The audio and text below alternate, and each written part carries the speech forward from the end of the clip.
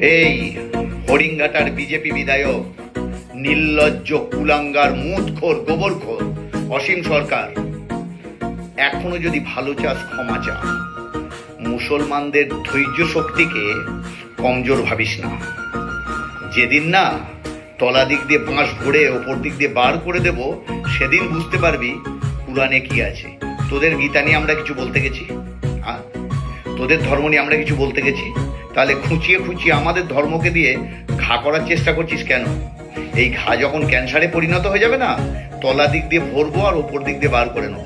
এখনো পারিস যদি ক্ষমা চেয়ে নে। এটা রাম রাজত্ব পেয়ে যাসনি, এটা ভারতবর্ষ, গণতান্ত্রিক দেশ।